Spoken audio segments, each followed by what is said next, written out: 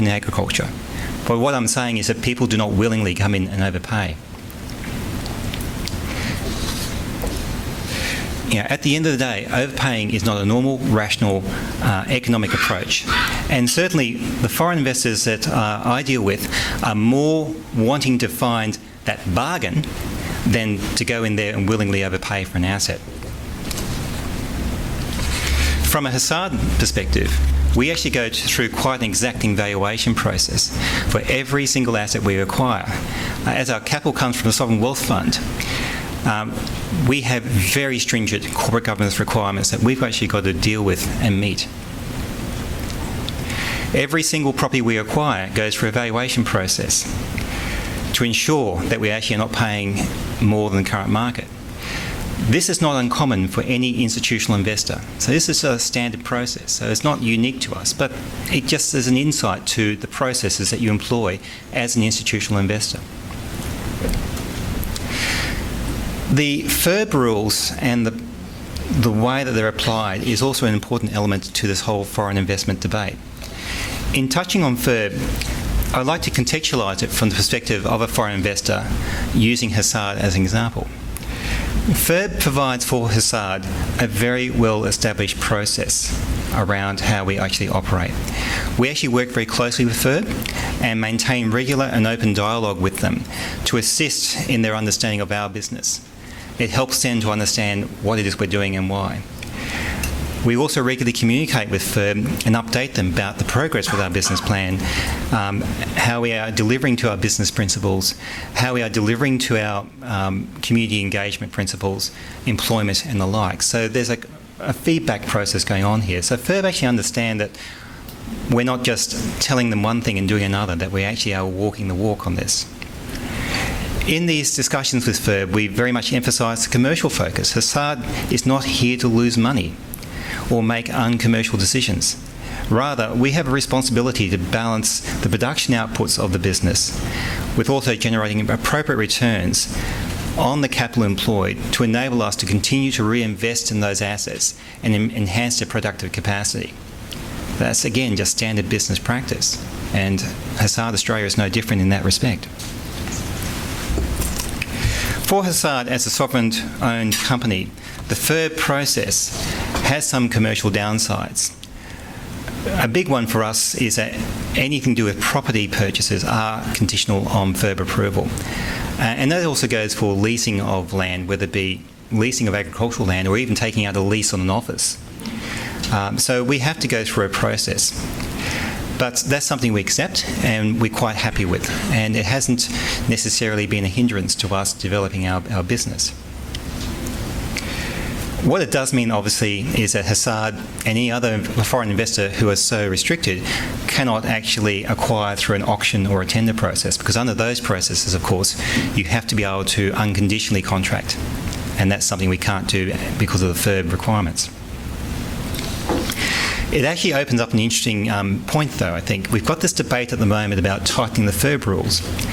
And I believe that this could actually create a potentially significant downside risk to agricultural property prices that's not yet been fully debated. If the rules require FIRB approval for any foreign investment over $15 million as proposed, then foreign investors are effectively locked out of the process for the sale of larger properties, which are sold through a tender or an auction process, which inevitably often is the case for those sorts of processes. And as they're unable to satisfy the key requirement of these processes, that then limits the market for that property. Now, taking foreign investors out of the process may diminish price competition, and it may mean that the domestic buyer gets a bargain. That's good in itself.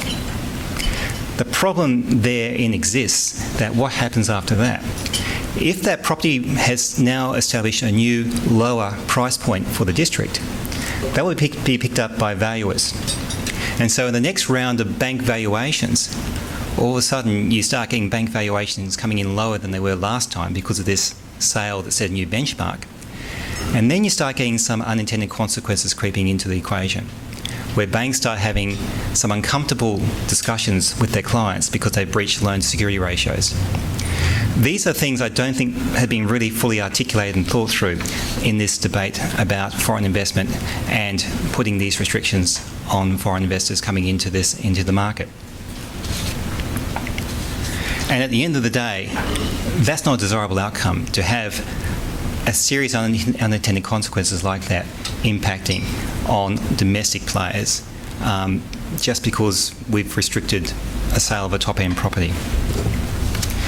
Now, turning to the issue of capital, as I'm sure many in the room know, it's been historically difficult to attract capital into agriculture for a variety of reasons. The relatively low returns compared to other asset classes, the concerns which are often overplayed about the volatility of returns and the volatility of asset values, and the general lack of understanding by funds managers of the agricultural segment. This view of agriculture is slowly changing as that big picture dynamic of rising incomes across the major population centres of China, Indonesia and India, and the substantial increases then in protein consumption are starting to wind their way through. Where we're at now, I believe, is not unlike where we were with the hard commodity segment about 10 years ago. So I'm talking your coal and iron ore segments. And more recently, I think we've seen the early implications of this coming through in the dairy sector. I believe that as more and more institutional players wake up to this story and the implications to food security, to long-term commodity prices and future investment returns, we're going to see increasing attention to the sector. Many institutions did very, very well out of picking that long cycle in the hard commodity sector, and that others are now looking at the soft commodity sector in a similar vein. The difficulty, though, for Australian agriculture, for both domestic and foreign investors, including sovereign wealth funds, is that there are very limited avenues for large-scale, efficient investment in the sector. Commercial property, as a contrast, has a myriad of different ways that investors, be they domestic or international, can invest. You can invest directly in big CBD properties, the $100 million plus type transactions. You can invest through listed and unlisted vehicles. So there's a variety of ways they can efficiently transact. But in agriculture, we just don't have that level of capability. And so investors are very much restricted to having to deal direct and invest directly into the sector. And this is when the efficiency issue comes into play. The challenge is that most major funds operate on the basis of deploying hundreds of millions, if not billions of dollars, within very short timeframes. Trying to deploy that amount of capital in a short time frame in agriculture is not impossible. It's going to take you a while to assemble a portfolio of $400 or $500 million in agriculture. And that's where the efficiency issue comes into play. You're going to have a bunch of people there working really hard for a number of years to actually get your portfolio to a level that actually makes economic sense. But along the way, you're actually losing money as a funds manager because your cost structure is much higher than in the revenue stream. And as there's a paucity of $100 million plus deals, people have stayed away from the sector for those sorts of reasons.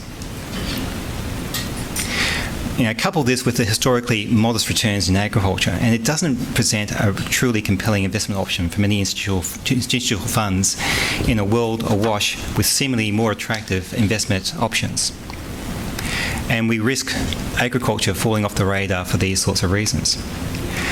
The added complication from an Australian perspective, in terms of Australian funds, is that whilst we have an enormous pool of domestic superannuation money, we've got a superannuation system that actually conspires against us in terms of attractiveness of agriculture. What I mean by this is that everyone in the room can walk out this door and change their super funds tomorrow. That's the way the system is structured. What it then means for a funds manager is that it's all about liquidity of your investment. You need to have a highly liquid pool of investments because of that potentiality. And so it naturally skews the system towards listed equities, bonds, cash, and also properties. I'm talking capital city mainstream properties because they are actually viewed as relatively liquid. You can put them on the market and transact them quite quickly. It then consigns agriculture into what they call the alternate asset category. And the alternate asset category is typically not much more than 10% of a fund's portfolio. But in that category, you're also competing against things like private equity,